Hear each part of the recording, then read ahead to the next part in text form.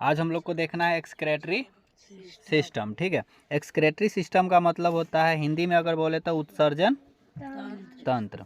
उत्सर्जन का मतलब क्या होता है? ठीक है, तो कोई भी वेस्टेज जब हमारे शरीर से बाहर निकलता है, क्या होता है? कोई भी वेस्टेज है जिसकी ज़रूरत हमारे शरीर को नहीं है ना, यानी कि अनवांटेड सब्सटेंस है। कैसा है? अनवांटेड प्रोडक्ट है, तो उसे हम क्या करेंगे? शरीर से बाहर निकालेंगे। ठीक है, तो शरीर से बाहर निकालना ही क्या कहलाता है? उत्सर्जन कहलाता है। क्या कहलाता है? उत्सर्जन कहलाता है। अब चूंकि ये पूरा ग्रुप में रहता है तो इसके लिए क्या बोलेंगे कि तंत्र है, सिस्टम है। क्या है? पूरा ये सिस्टम है। ठीक है ना, उत्सर्जन तंत्र, एक्सक्रेटरी सिस्टम। ठीक है ना। तो अगर बात करें कि हम लोग जो कार्बन डाइऑक्साइड छोड़ते हैं तो उसमें भी क्या कर रहे हैं हम? एक्सक्रेशन ही कर रहे हैं, उत्सर्जन ही कर रहे हैं, है ना। कार्बन डाइऑक्साइड को जब हम छोड़ते हैं तो भी क्या है? उत्सर्जन है। पसीना हमारे शरीर से निकलता है, वो भी क्या है? उत्सर्जन है ना। कोई दिक्कत है इस समय? अनडाइजेस्टेड फूड है, अगर उसको हम शरीर से मलमूत्र के द्वारा बाहर करते हैं, है ना, यूरिन है, तो ये सभी क्या है? उत्सर्जन है। क्या है ये? उत्सर्जन है। उत्सर्जन का मतलब समझ में आ रहा है पूरा? हाँ, तो अब हम बात करते हैं कि उत्सर्जी अंग के बारे में। किसके बारे में? उत्सर्जी अंग के बारे में, यानी कि वो सारा अंग जो हमें उत्सर्जन में क्या करता है? मदद करता है, तो उसे हम क्या कहेंगे? उत्सर्जी अंग कहेंगे। ठीक है ना। अब इसमें राइटिंग में थोड़ा सा प्रॉब्लम है क्योंकि मार्कर ठीक से चल नहीं रहा है। ठीक है ना, तो कोई दिक्कत नहीं ना, इसमें दिखाई दे रहा है ना अच्छे से? उत्सर्जी अंग में सबसे पहला क्या है? लंग्स है, जो क्या क्या चीज का उत्सर्जन करता है? CO2 का, वाष्प का, या वल्गम, जो हम लोग खांसते छींकते हैं तो जो खखार निकलता है वही क्या है? बलगम, है ना। तो फेफड़ा इसका भी क्या करता है? इसको भी शरीर से बाहर निकालता है। कोई दिक्कत नहीं ना इसमें? नहीं। दूसरा उत्सर्जी अंग आता है आंत, इंटेस्टाइन। क्या? आंत। ठीक है, ये तो डाइजेशन में पढ़ाए थे ही। आंत किसको निकालता है शरीर से? अनपचे भोजन को, अनडाइजेस्टेड फूड को। ठीक है, अब इससे आगे होगा स्किन। क्या हो जाएगा? स्किन, त्वचा। ठीक है, तो ये त्वचा क्या करेगा? ठीक है, स्किन क्या करता है? तो एक तो है कि एक पसीना निकालेगा। क्या निकालता है? पसीना। ठीक है, दूसरा होता है सीबम। दूसरा क्या होता है?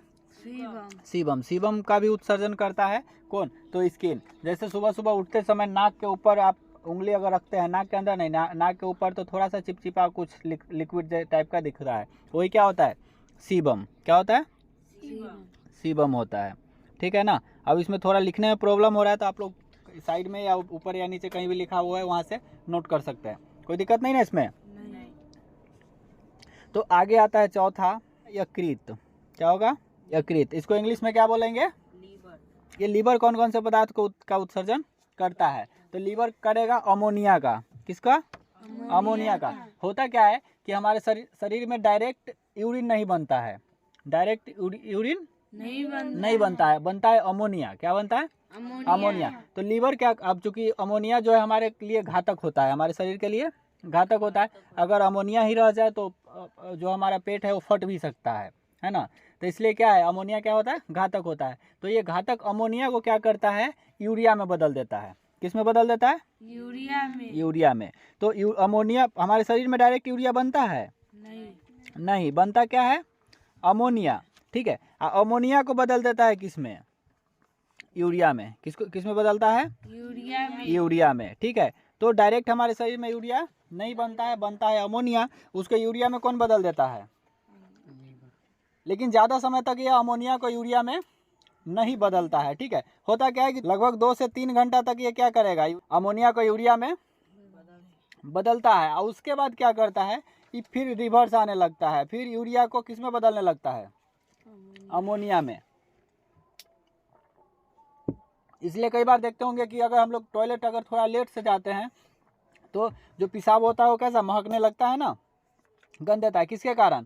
जो यूरिया था फिर किस में बदल रहा था? अमोनिया में। कभी कभी पेट दर्द भी होने लगता है नहीं जाने, थोड़ा लेट करके जाने के कारण। क्यों होता है? क्योंकि बनने क्या लगता है? अमोनिया। और अमोनिया क्या होता है हमारे लिए? घातक होता है, दीवार भी गिरा देता है। अभी स्टेशन के पास में अगर जो पब्लिक टॉयलेट होता है वहाँ पे बहुत ज़्यादा गंद आता है ना, किसके कारण? वो पेशाब नहीं महक रहा होता है, वो यूरिया जो होता है वो नहीं महकता है। क्या महकता है वहाँ पे? अब इसको यूरिन बोलते हैं पेशाब को, लेकिन यूरिन में क्या होता है, यूरिया होता है, और यूरिया जो होता है वो महकता है नहीं, उसमें यूरिया जो है वो क्या बन जाता है बाद में, अमोनिया बनता है, और वही अमोनिया गंध देता है। कोई दिक्कत है इसमें? नहीं। तो अब इसमें हम लोग पांचवा एक्सक्रेटरी ऑर्गन देखते हैं, कौन सा, तो वृक्क। क्या हो जाएगा, किडनी।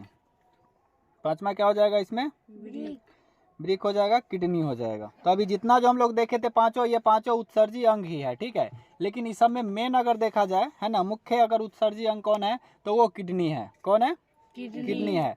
तो इसमें हम लोग मेन जो है किस पे चर्चा करेंगे, किडनी पे, ठीक है। क्योंकि इसमें लंग्स हम लोग ऑलरेडी पढ़ चुके हैं, है ना, लंग्स इसमें पढ़ चुके हैं, आंत भी पढ़ लिए हैं डाइजेशन में, है ना। स्किन को पढ़ना है सेंस ऑर्गन में, किसमें, सेंस ऑर्गन में, ठीक है। तो अभी स्पेशली हम लोग मेन किस पे ध्यान देंगे, किडनी पे। किस पे, किडनी पे। तो अगर मुख्य उत्सर्जी अंग पूछा जाए तो क्या हो जाएगा, किडनी होगा। कौन होगा, किडनी।